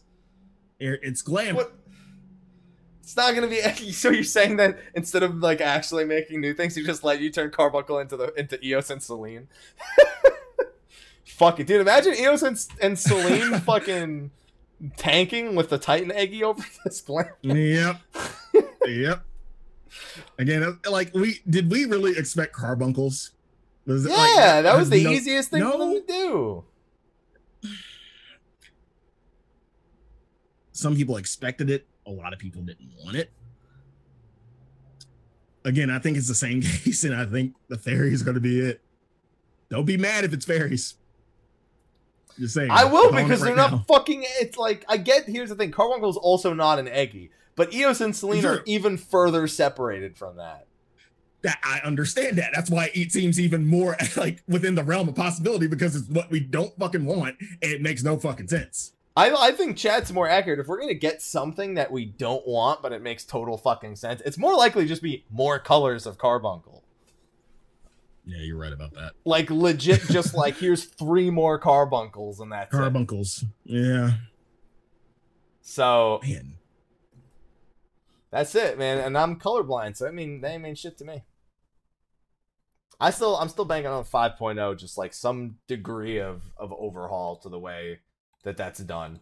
Because I feel like that's the one thing holding it back, is that there's no system built around it. It's just like a text command, similar to Bahamut. And I feel like they could definitely do with it. It's just it would take a very long time to actually get that through all the phases without taking a lot of time away from everything else. That's how I feel. Would you really accept? Would you be happy with more colored carbuncles? With that, I mean, I'm colorblind. Out of all the not you. I'm just saying. Okay. But chat, would you be happy, and everybody listening, would you be happy with more colored carbuncles, or would you rather have something new? Just saying. I personally would rather have something new. Now, again, fairies is not what people are asking for. It's definitely not what I would want. But keep that in mind. It's still a possibility. So if it happens, I warned you. He warned you. Temper your expectations. That's about it. That's about it. And yeah, I mean, at this point, we've been going on for a while about all this stuff in the interview. Like, there was a lot of interviews that came out of E3, and I doubt we're going to get to touch on all of them. I don't even really know where to go next, kind of on that front, because there's so many. Like, a lot of the ones I paid the most attention to are definitely the Monster Hunter ones, because there's a lot of repeat questions. There's also a lot of questions for Soken across them, but like those aren't. How do I describe? It's hard to get a big variety of questions for Soken, because it's mostly music related. There's only so many music related questions that you can actually ask. So I don't know if there's any major topic we didn't get to hit on from any of the interviews. I'm sure someone will tell us there is. Yeah. I don't know if there was anything else that had caught your attention that maybe didn't make it into the notes that were already more elaborate than what I had initially planned. I mean, I feel like we kind of spoke about this like before. Within the Gamerscape interview, right at the beginning, they ask about the role-playing status with Alphino in 4.3. Right, yeah. And if they're going to use it more in the future. And Yoshi P said he can't promise anything. You're getting it in the future. Just trust me. Like, he just doesn't want to pay no tell attention us. to the man. Yeah, we're getting it. Yeah, he just doesn't want to tell us what it is. There's no way we don't use that shit once a patch from now on. Right. It's going to be kind of weird, though, because separating the story from the Warrior of Light just so we can actually, like, interact with those things, I wonder if that takes away from, I guess, the happenings of the Warrior of Light, or if they find a way to use it in a more unique way. It gives us a different perspective. And isn't that something we've always wanted? Like, to see something outside of the perspective of the Warrior of Light, because it's us. We know us, but just to see something else from a different perspective. Nice quote. It's us. You know, we know us. We're there. I read the book. I saw the movie. I was fucking there. But yeah, like just to see somebody else's perspective of what they do and what happened. Sure. I liked it. It's just I hope it doesn't detract from the Warrior of Light, because at the point the Warrior of Light, that pretty much we are central to the story, but pretty much everyone just goes, "You'll do it." I don't even have to ask. I know you'll fucking do it. Come on. So I wonder if just like being a part of the people, getting to play as the characters who give us our orders, I guess, or are constantly making the request. I wonder if it detracts at all from the Warrior of Light's importance on the story, and instead kind of starts to make us look, especially if they do it too much. Like if in one patch we end up RPing as 3 different characters, be like, why am I even fucking here? Just let me play as them. At this point, might as well. And I don't think like just the actual ability to roleplay as something else. I mean, it's good. That in itself is good. Where the weight in that is going to come in is who we roleplay as. Guys. Alpha I was gonna say Xenos. Gaius. Xenos, like being able to see the other side of the spectrum would definitely be interesting. Personally. Gaius. I want a flashback scene where Gaius says what the fuck he's been doing, and we gotta kill some Asians. We gotta execute some motherfuckers. Get those masks. Yeah. Oh well. Anyway, unless there's any other point that we want to hit on, I think we've got pretty much most of the things out of the way. We covered 4.35 upcoming. We got to cover a little bit about the Monster Hunter collaboration. We got some peaches. Mm-hmm. Those peaches were rotten. Were juicy. Rotten. Those are some rotten peaches. Just saying. Yeah. Well, it is what it is. But yeah, if is there anything else you want to hit on? Because next week, obviously, we're going to be talking about Heaven on High. So if there's anything you want to talk about that's not Heaven on High related, you should probably get to it now, because next week I doubt there's going to be any room for it. Next week we also again have to start entertaining the idea of talking about Monster Hunter, because we don't know exactly when in July those details are coming. Because that'll come back on the show when they give us more stuff. Yeah. So otherwise, really, I had nothing. I think I covered everything pretty much I wanted to cover. Chat, is there anything? There's so many interviews. I'm sure the chat might have something. Chat, is there? Well, we don't do this very often. Is there anything we didn't get to that you may have read in an interview? And please, if you can, cite your source that you want a quick discussion about before we wrap this up. I'm just opening up the floor. I don't get to do that too often, but I know I've seen some questions throughout the chat about certain topics. We haven't done that in a while. Well, the last time we did it, Sly, we had a 45-minute show where we just said, hey, chat, ask us questions. Because we didn't have shit else to do. It has to be about 14. I'm not answering something. I'm not talking about Dragon Ball Heroes, the anime, okay? Like, make it about 14 at the very least. Like, shit, if we're going to go down that route, then I'm going to start quoting Tetsuya Nomura about Kingdom Hearts 3, because this article just came out, so shit. Say they got nothing. They're nervous. They're like, oh, shit. Yeah, we kind of put them on the spot for this one. Shit, I don't know. Where are all the interviews? I don't know. People are bringing up... Dude, I'm down to talk about Tortino's pizza rolls. Pizza rolls in Westworld. Let's go. Best combination. Now I want pizza rolls. Let's fucking go. Now I want pizza rolls. I got Hershey Kisses. I know, right? Yeah. No? Okay. Well, I'm not talking to... All right. I hate all of you. I'm like... Well, I think that about wraps it up. Thanks, chat, for all your ideas. The best question I've seen so far in the chat is, how about Mock Station items with terrible clipping? That is not an interview question, which was my specific request. So, oh, I mean, there's also the companion app coming out soon, but we gotta wait till it comes out to talk about it because we gotta get all our nuts in a row. Yep. So we gotta wait on that one. All right. We're gonna close the forum. That's it. Because that was a quick forum. That was a quick chat. Not a single thing was an interview question, so we're gonna close the forum on that one. All right, but on that note, it's time to wrap the show. Sly, I forgot to do something at the start of the show, so at this end of the show is actually going to be pretty long because I got to do a couple of reminders. You and I got to sign off. We're gonna talk about next week's show real quick, the week after, because the week after, obviously, we have an actual date for that. That's not July 10th. And then I forgot, like I said, and then I got to do sponsor list and everything. So what do you want to do? Do you want to sign off first? Do you want me to do the sponsor list first? I think we should do the sign off last, probably. Yeah. Yeah, that seems fair. I ask you because you're just going to be sitting there for however long while I rattle all this shit out. So, you got beer? I'm fine. You got beer? Well, yeah, I do. I've been drinking LaCroix this entire time. LaCroix? The Creek? Ah, sweetie, LaCroix. The Creek? The Creek. That I love LaCroix. The water. We used to buy that shit. We used to buy like 36 of those like every week, and I would just be like knocking them bitches back. Fuck water, I'm drinking LaCroix. Yeah, exactly. It's all right. That shit's good. Yeah, I wasn't really a big fan of carbonated water before LaCroix, but now I'm now I'm a big fan of LaCroix.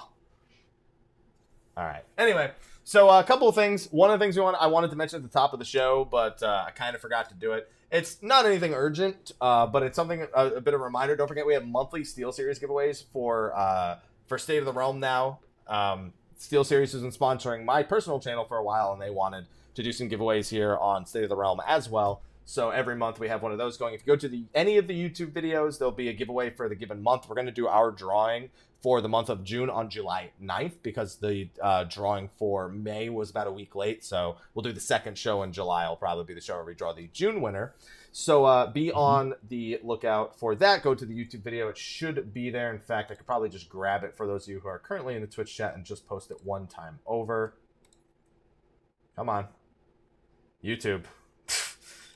YouTube wasn't playing nice with me right there. There you go. There's the June giveaway for those of you who want. We're probably going to be changing up the format of those sometime in the coming months, but I've been meaning to mention it at the top of the show so more people get involved in that, since that is a monthly giveaway for our viewers now. So enjoy. Then we have our sponsor list, Sly. It's always a hell of a list. Always a hell of a list. Do you want me to get excited like Faros? Would that help? Faros gets like really excited, and he gets batshit excited. Oh my god! Like I can do it if you want me to. Okay, I want. You know what?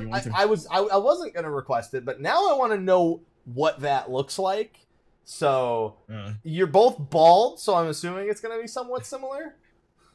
Okay, sure. The only difference is one of you plays Samurai, one of you plays Dragoon. So yeah, we have to thank our sponsors over on Patreon, individuals who have supported us through #demonetized over on the YubTubs. Mostly the YubTubs Twitch side of things has really not been where the Patreon's focus is, so thank you for those of you who have been supporting over on Patreon. We, of course, have our patron of light, Khuja Cross, and the Advent FC on Jenova, and I do have the image properly set up this week. I had to go through. I didn't notice I had an email for this. It said it was read already, but I guess I blacked out at some point. They take really cinematic pictures. Always good. Everybody's really good on the picture game in 14. I'm looking at pictures on Twitter and shit, and like, hey, y'all do some damn good pictures. Dude, you got mad photography skills, in-game photography skills from mad people. Yeah, it's insane. Right. So thank you, Khuja Cross, for supporting as much as you have over the past several months. You are our patron of light. Then we I gotta set this up properly because I gotta be able to see Sly's face while this is happening. So okay. I'm all set up for that. Okay.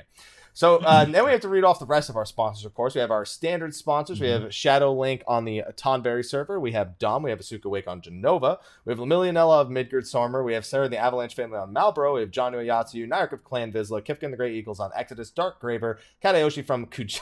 saw Sly's face.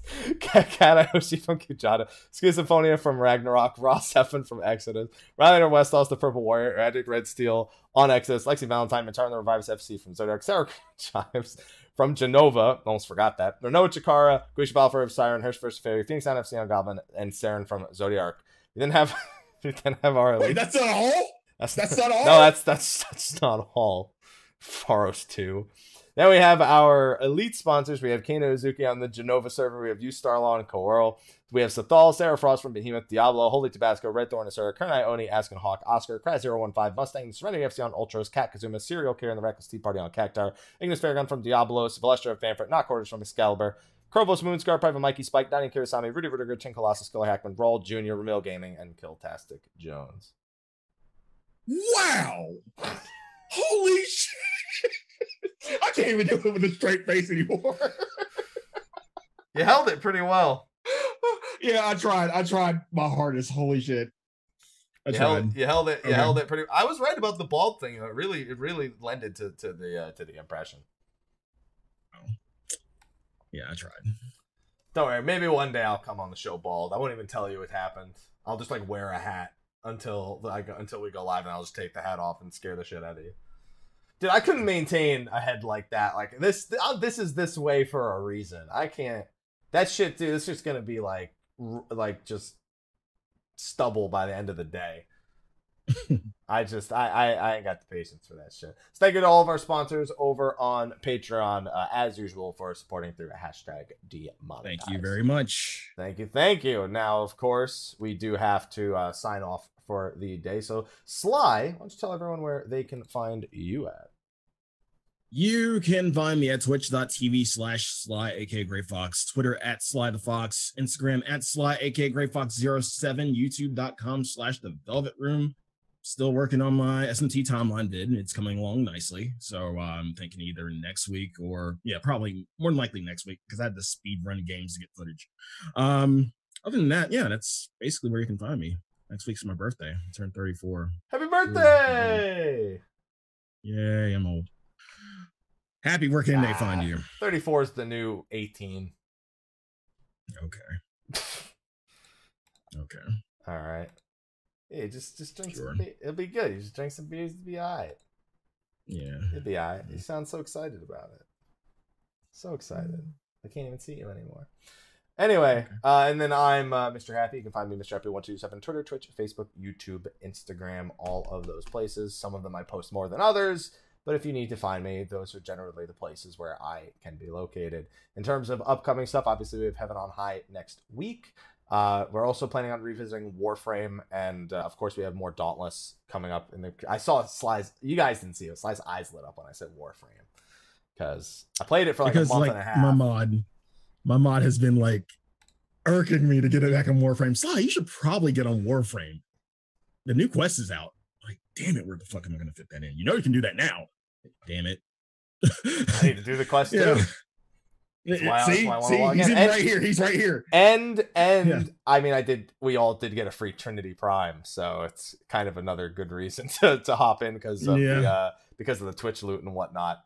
So kind of also curious to try Trinity Prime since that's free with Twitch Prime. Hey guys, if you didn't know that, if you have Twitch Prime, you can just get the Trinity Prime frame. It's pretty good. Hooray for Prime frame. It's no grinding. It's a pretty good frame. It's pretty good. The last one they gave was a decent one. This one's also pretty good. So you might want to look into that. And then also Octopath is July 11th or is July 13th. Well, it's the 11th for people who are getting the super crazy premium version. But I'll be in New Jersey till the 14th anyway, from 11th to the early day in the 14th. So I probably won't play it till then. And then I feel like there's something else I'm forgetting, Sly, but I don't know what. Because Dauntless update's not till August. That's gonna have the ranged weapon, new Behemoth ranged weapon, grenades. I'm excited. I can't wait to. I'm gonna throw some grenades at some fools right now. Also, please fix my chain blades. But anyway. You mean your main blades? You're not happy with your main blades? Hey, listen, they're pretty good when you know how to use them, but you just all you need is the trip blades. You got to put on the cells that let you trip, and then all of a sudden they feel the weighted cells. Yeah, there you go. Just put on the weighted cells. It'll be all right. But anyway, on that note, we're gonna wrap up the show, go on over into a short post show, and then Sly, I don't know if you're streaming this evening or not.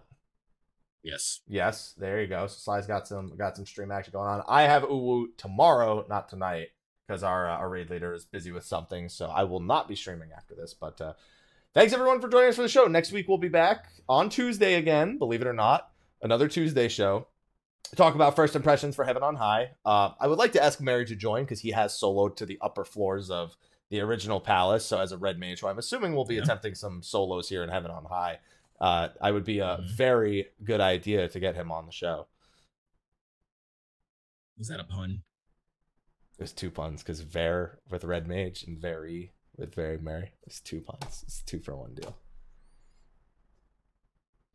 We'll see you next week, everyone. Until then, take care. Goodbye, everyone. Goodbye. And we're good.